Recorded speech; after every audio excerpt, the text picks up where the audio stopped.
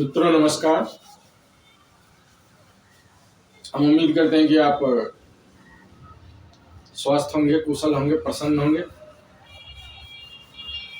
और धीरे धीरे कम हो रही ठंड का आनंद ले रहे होंगे। इधर बीच की अवधि में मेरी तबीयत नासाज हो गई खुद ही। मैं आप लोगों को बार बार परामर्श देता रहा कि तबीयत का ख्याल रखिएगा और मेरी तबीयत खुद ही गड़बड़ा गई थी, जिसके कारण बीच में मैं क्लास नहीं ले पाए, आप लोगों से मिलने नहीं आ पाए। हालांकि मन में काफ़ी कसक रहती थी कि अंतराल कुछ ज़्यादा बड़ा होता जा रहा है। इस बीच देश ने एक ऐतिहासिक स्थापना समारोह भी देखा। भगवान राम की प्राण प्रतिष्ठा हुई, जिससे पूरे देश में एक नई ऊर्जा प्रवाहित हुई। देश ने एक नई ऊर्जा महसूस की।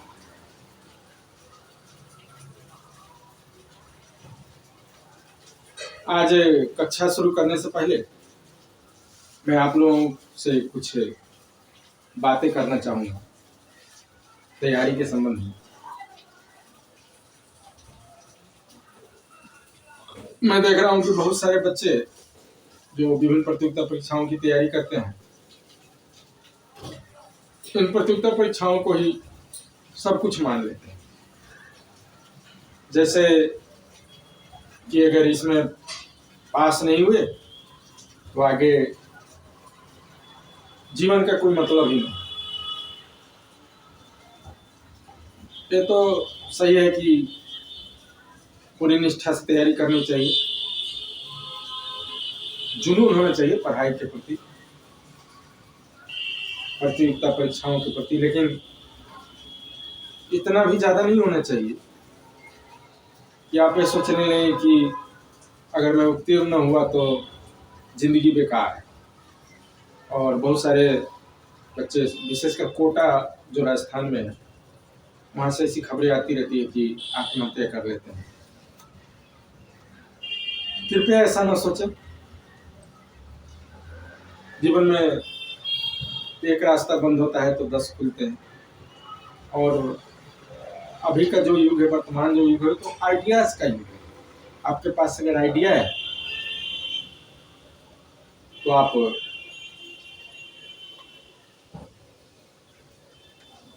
सिर्फ आइडिया के बल पे काफी आगे तक जा सकते हैं। इसलिए निराश होने की जरूरत नहीं है। हमने बचपन में एक कविता पढ़ी थी बच्चन साहब की, न रहो न निराश करो मन को, कुछ काम करो, कुछ काम करो। निराश होने की कोई आवश्यकता नहीं है। नवीन कल्पना करिए।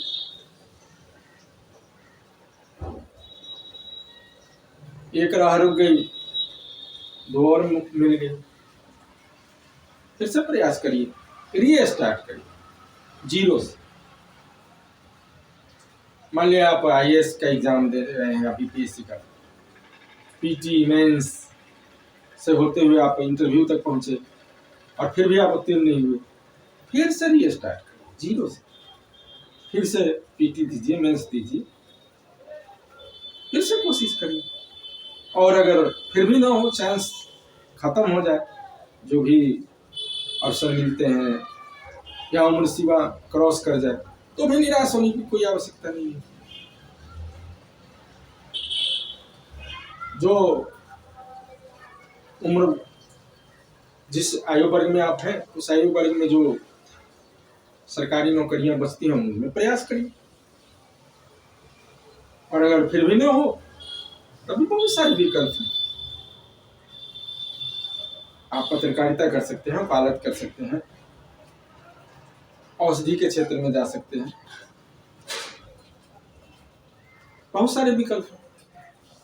व्यवसाय के क्षेत्र में जा सकते हैं। नौकरियों के प्रति जो दीवानगी है सरकारी नौकरियों के प्रति, मैं देखता हूँ कि सबसे ज्यादा बिहार में है। एक बार मैं महाराष्ट्र एग्जाम देने गया बैंकिंग का, तो मैंने पाया कि जितने भी बच्चे एग्जाम दे रहे थे उनमें से 90-95% बिहारी थे।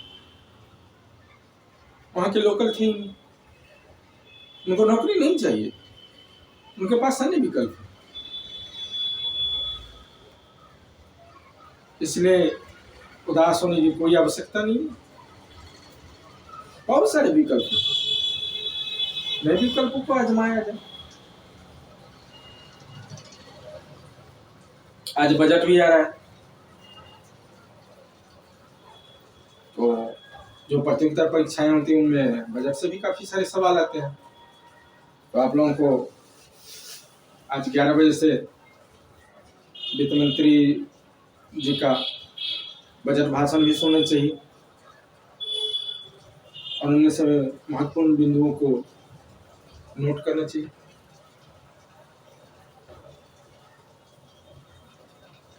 वैसे मैं भी कोशिश करूंगा कि बजट पे एक क्लास लूं। फिलहाल मैं उपस्थित हुआ हूं हिंदी व्याकरण के अध्यापन के लिए।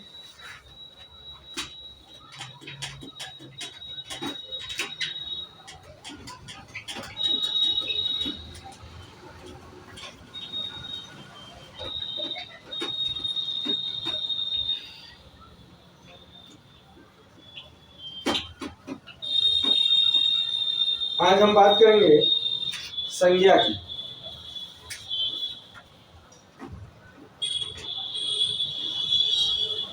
अगर आप हिंदी भाषा से संबंधित कोई भी पृष्ठ उठाएंगे तो उसमें आप पाएंगे कि सबसे ज्यादा जो शब्द प्रयोग में आते हैं वो संज्ञा होते हैं। संज्ञा से तात्पर्य क्या है?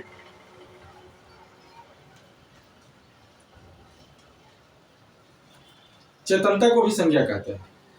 अगर कोई आदमी बेहोश हो जाए तो हम कहते हैं कि संज्ञाहीन हो गया।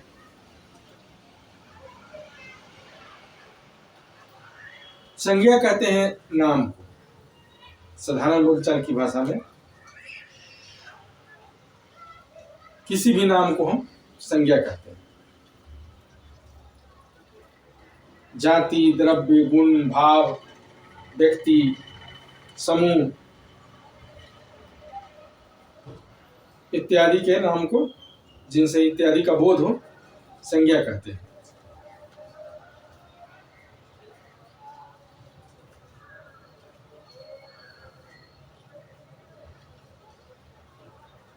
संज्ञा के कितने भेद होते हैं? 5 भेद होते हैं हिंदी में।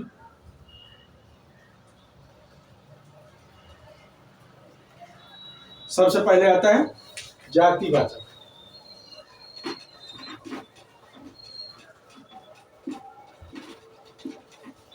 जातिवाचक मतलब जिससे पूरी जाति का बोध हो। आदमी, बैल, फूल, वृक्ष, नदी, पूरी जाति को समाहित कर लेते हैं सब। आप नदी कर दीजिए, पूरे संसार की नदियों को समेट लेता है। आदमी, लगभग 8.5 अरब आदमी है पूरी दुनिया में, वो सारे एक ही जाति हो गए, आदमी जाति से। तो जिसे किसी प्राणी या वस्तु, स्थान, पर्वत, नदी की पूरी जाति का बोध हो, उसे क्या कहते हैं? जातिवाचक संज्ञा।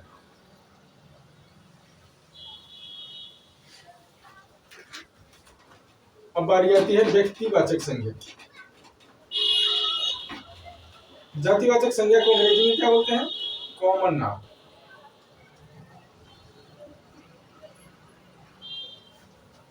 एक कॉमन शब्द जो सबके लिए प्रयोग में आए, कॉमन नाउन अंग्रेजी में कहते हैं उसे, हिंदी में जो व्यक्तिवाचक है उसे अंग्रेजी में बोलते हैं प्रॉपर नाउन।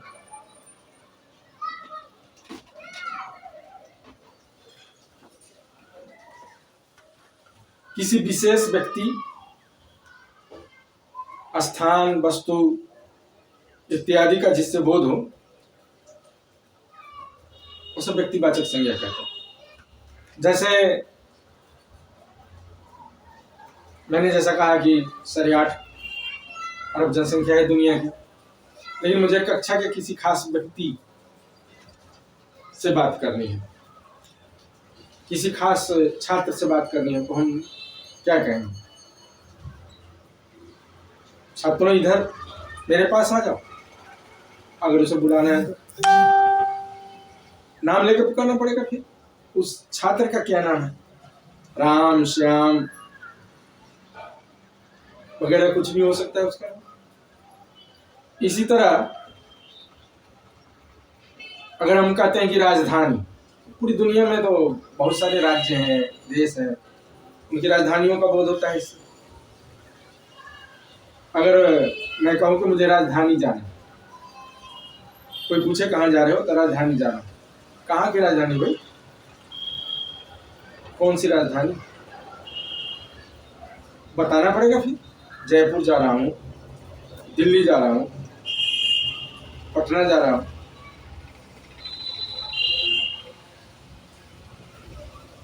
इसी तरह बहुत सारे देश हैं, अलग अलग देशों के अलग अलग नाम हैं, अलग अलग नदियों के अलग अलग नाम हैं। तो जिन शब्दों से, जिस संज्ञा से किसी विशेष व्यक्ति, स्थान, वस्तु, भौगोलिक संरचना इत्यादि का बोध हो, उसे क्या बोलते हैं? व्यक्तिवाचक संज्ञा। व्यक्तिवाचक संज्ञा के बाद आता है भाववाचक संज्ञा।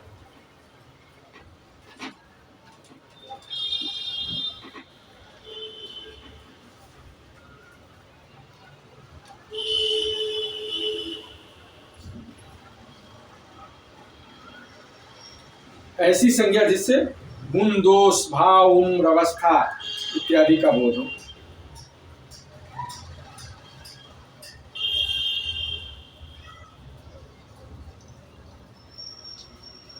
प्रसन्नता, इसकी पहचान क्या है? भाववाचक संज्ञा की ता लगा होता है इसमें।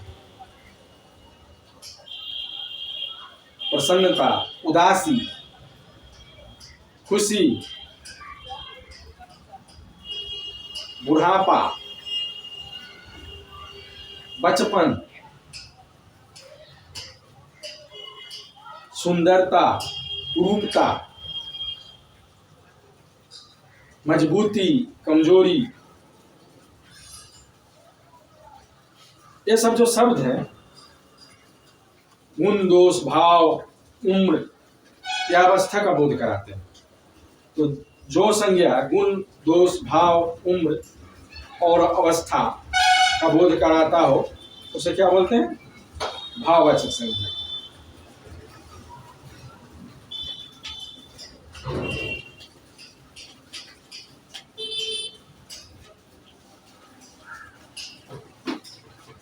चौथी संज्ञा है द्रव्यवाचक संज्ञा।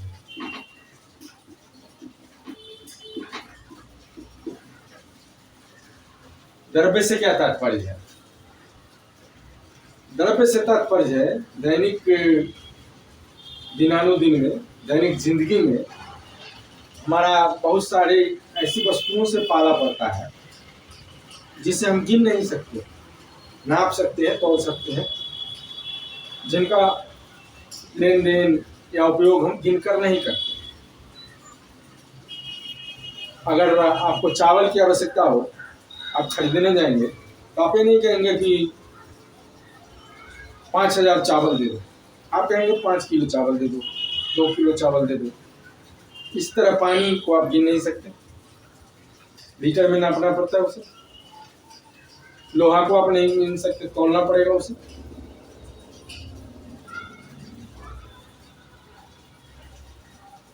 तेल, घी, दाल इत्यादि जो है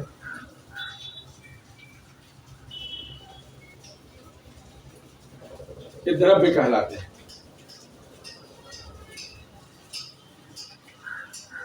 और जिन शब्दों से द्रव्य का बोध हो, मेटेरियल का बोध हो, उसे हम द्रव्यवाचक संज्ञा कहेंगे। इसी तरह से जिन शब्दों से समूह का बोध हो, झुंड का बोध हो, उसे हम समूहवाचक संज्ञा कहेंगे। जैसे परिवार, सेना, समाज, गांव, भीड़, पुलिस,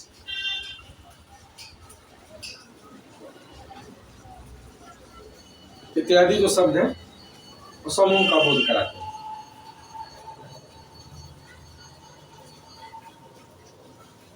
मैं समझता हूँ संज्ञा के बारे में इतना ज्ञान पर्याप्त है।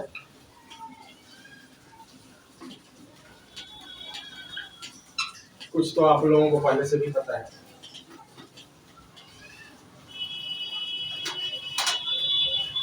हो सकता है मुझसे ज्यादा भी पता हो, इसलिए हम प्रस्थान करेंगे अब सर्वनाम की तरफ।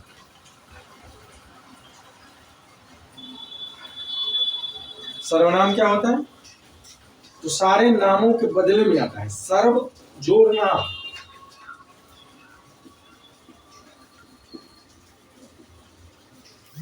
तो सारे नामों के बदले में जो शब्द आता है उसे हम क्या कहते हैं? सर्वनाम। संज्ञा के स्थान पर प्रयुक्त होने वाले शब्दों को सर्वनाम कहते हैं। जैसे मैं में कोई लड़का भी हो सकता है, लड़की भी हो सकती है, बूढ़ा भी हो सकता है, बच्चा भी हो सकता है। एक मैं जो शब्द है इन सब के लिए प्रयुक्त हो सकता है। तुम, जिससे हम बात करते हैं, तुम हो गया। और जिसके बारे में हम बात करते हैं वह, दो लोग बात कर रहे हैं तो जो बोलने वाला है वक्ता वो मैं हो गया, जो सुनने वाला है वो तुम हो गया, और जिसके बारे में बात हो रही है, अंग्रेजी में जिसे थर्ड पर्सन कहते हैं और हिंदी में अन्य पुरुष, तो जिसके बारे में बात हो रही है वो हो गया वो, वह, यह।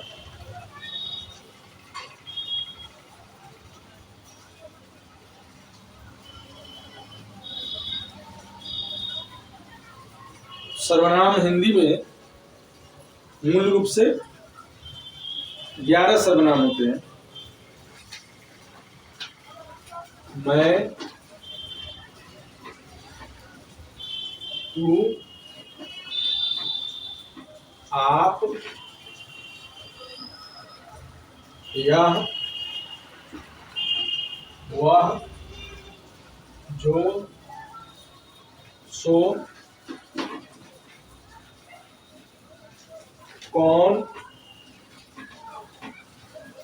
क्या, कोई और कुछ। जितने भी हिंदी में सर्वनाम है सब इनसे ही बनते हैं।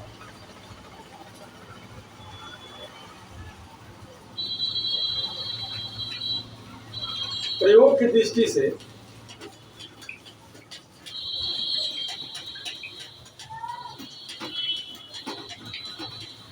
सर्वनाम के 6 भेद होते हैं।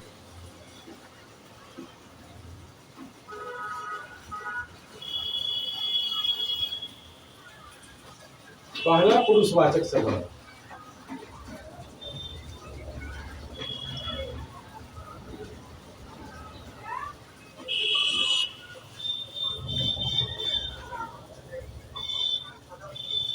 अभी अभी हमने देखा कि हिंदी में तीन पुरुष होते हैं, तीन तरह के पुरुष होते हैं। उत्तम पुरुष जो वक्ता होता है, मध्यम पुरुष जो श्रोता होता है, और अन्य पुरुष जिसके बारे में बात की जाती है, थर्ड पर्सन जिसे हम कहते हैं अंग्रेजी में।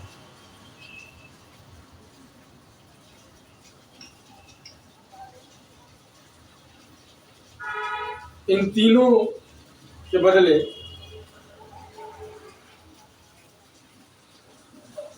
कहने वाला, सुनने वाला और जिसके बारे में बात हो रही हो, जो शब्द आते हैं, जो जिस सर्वनाम का प्रयोग होता है उसे हम पुरुषवाचक सर्वनाम कहते हैं। सर्वनाम की आवश्यकता क्यों है? भाषा की सुंदरता की दृष्टि से भी, भाषा बेढब न लगे, बेडौल न लगे, इसके लिए भी सर्वनाम जरूरी है। और मान लो किसी के बारे में हमें लिखने के लिए कहा गया,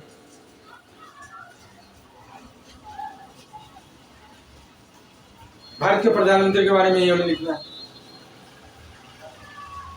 तो हम लिखेंगे नरेंद्र मोदी भारत के प्रधानमंत्री है, नरेंद्र मोदी का जन्म इतने ईस्वी में यहाँ हुआ, नरेंद्र मोदी ने यहाँ पढ़ाई की। हर वाक्य में हम नरेंद्र मोदी अगर लिखें तो कितना बुरा लगेगा। इसके बदले में हम ऐसा लिख सकते हैं, उनका जन्म यहाँ हुआ, उन्होंने यहाँ पर पढ़ाई की, उन्होंने फलाने साल में गुजरात के मुख्यमंत्री पद की पहली बार शपथ ली, कोई लगातार इतनी बार गुजरात के मुख्यमंत्री रहे,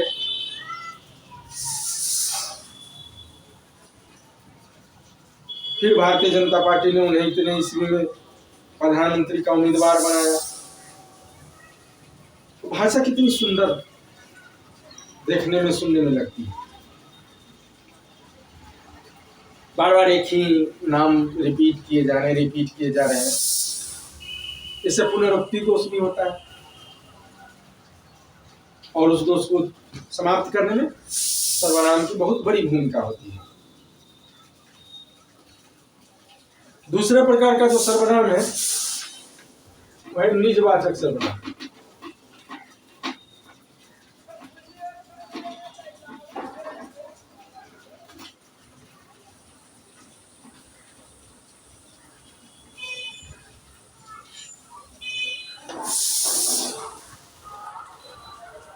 पुरुषवाचक सर्वनाम को अंग्रेजी में क्या बोलते हैं? Personal pronoun. और निजवाचक को रिफ्लेक्सिव।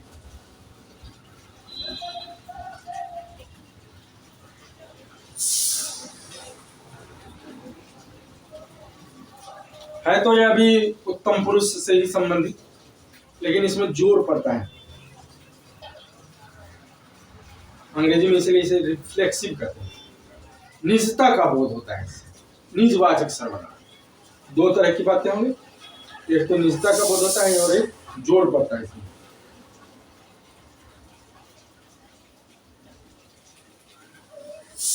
आप, अपने आप, स्वयं, आपने, मेरा,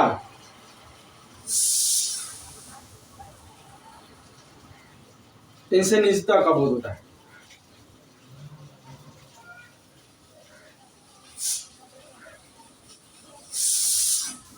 अपनापन झलकता है। तीसरे प्रकार का जो सर्वनाम होता है वो है निश्चयवाचक। निजवाचक सर्वनाम से हमें यह भी देख सकते हैं आप कि जिसका संबंध वक्ता से होता है,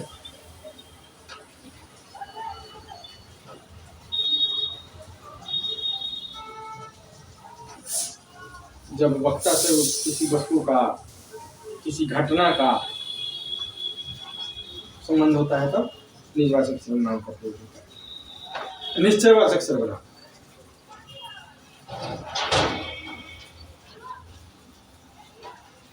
अंग्रेजी में इसे डेमोन्स्ट्रेटिव प्रोनाउन कहते हैं।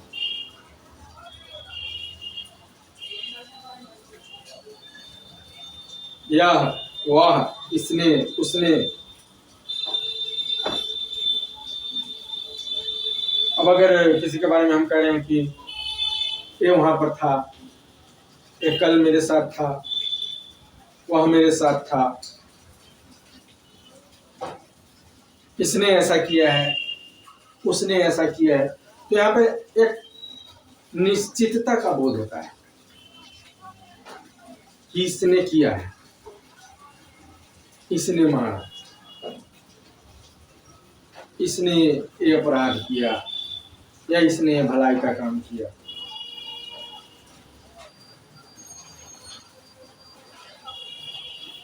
तो जिनसे निश्चितता का बोध हो उसे निश्चयवाचक सर्वनाम कहते हैं।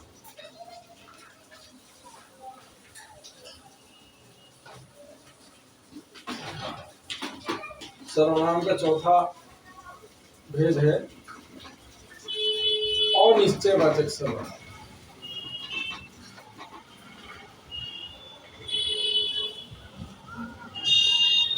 इनका प्रयोग तब किया जाता है जब ये पता नहीं हो कि कहां पर कोई घटना हुई, किसने किया।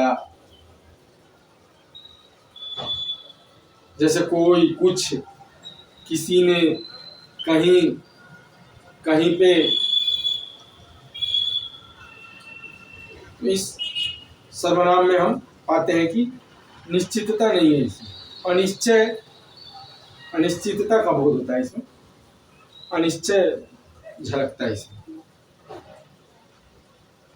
पांचवा होता है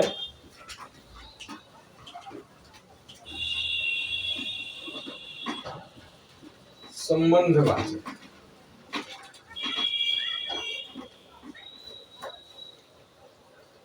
रिलेटिव, संबंध मतलब संबंधी, मतलब रिलेटिव होता है। हम कहते हैं हमारे संबंधी, मतलब रिलेटिव। ये सर्वनाम अंग्रेजी में रिलेटिव प्रोनाउन कहलाता है, जिनसे संबंध का बोध हो, जो, सो, जिसका, उसका।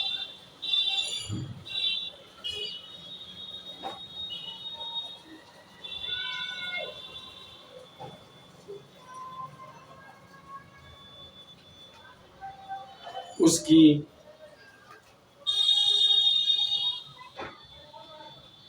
ये जो इस तरह के जो शब्द हैं संबंधवाचक सर्वनाम कहलाते हैं। अब प्रश्न भी उठता है आदमी के मन में,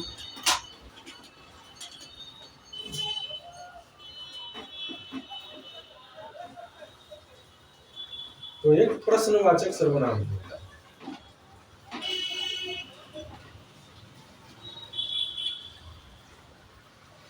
कौन आया था, क्या खाया था, किसने मारा, किसने रुलाया, किसके साथ शादी हुई किसी व्यक्ति की। तो इस तरह के जो प्रश्न उत्पन्न करने वाले जो सर्वनाम होते हैं, जिनमें से प्रश्नों का बोध होता है, वो प्रश्नवाचक सर्वनाम कहलाता है।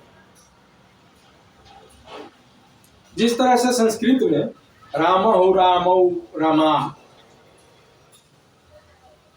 शब्दों के रूप होते हैं कारक के अनुसार, उसी तरह हिंदी में भी होते हैं। जैसे मैं, उदाहरण के लिए मैं को ले लीजिए।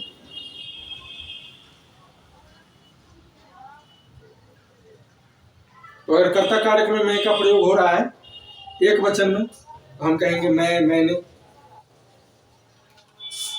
संस्कृत में द्विवचन भी होता है, हिंदी में होता नहीं है। हिंदी में सीधे बहुवचन होता है। तो मैं कहा अगर हम बहुवचन कर दें कर्ता कारक में तो हम, हमने, हम लोग, हम लोगों ने हो जाएगा। इस तरह से अगर कर्म कारक ले तो हो जाएगा मुझे, मुझको एक वचन में, और बहुवचन में हमें, हमको, हम लोग, हम लोगों को, हम लोग के अनुसार हो जाएगा हम लोगों को। इसी तरह करण मुझसे, मेरे द्वारा हो जाएगा करण कारक में, और बहुवचन में हो जाएगा हमसे, हमारे द्वारा, हम लोगों से, हम लोगों द्वारा।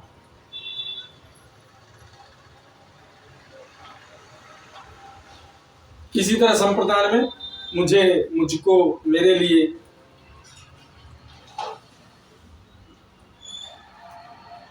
जब हम कारक पढ़ेंगे तो इसके बारे में विस्तार से और भी बात करेंगे। हम लोगों ने तो याद किया था इसे इस तरह से, कर्ता ने कर्म को करण से, संप्रदान को के लिए अपदान से, संबंध में पर, अधिकरण में पर, संबंध का के की, तो इस तरह से याद किया था इसे। संस्कृत में विभक्ति बोलते हैं इसे, प्रथमा, द्वितीया, तृतीया, चतुर्थी, पंचमी, षष्ठी, सप्तमी, विभक्ति बोलते हैं इसे।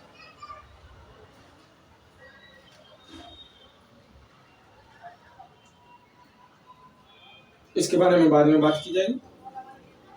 वैसे आप लोग इतनी हिंदी तो जानते ही हैं कि अलग से संस्कृत की तरह रखने की जरूरत नहीं है यहाँ पे विभक्ति को या शब्दों के रूप को।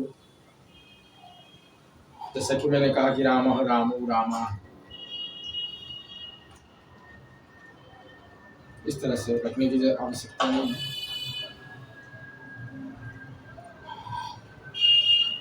अगली कक्षा में हम बात करेंगे बजट पर, क्योंकि बजट आ रहा है और एक वार्षिक घटना है, साल में एक ही बार बजट आता है।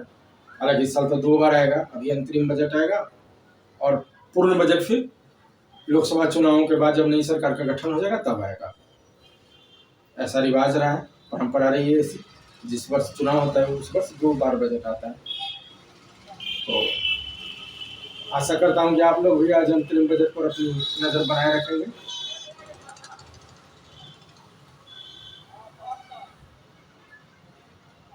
मिलते हैं अगली कक्षा में। तब तक के लिए आप लोगों के लिए मैं ईश्वर से दुआ मांगता हूँ। नमस्कार।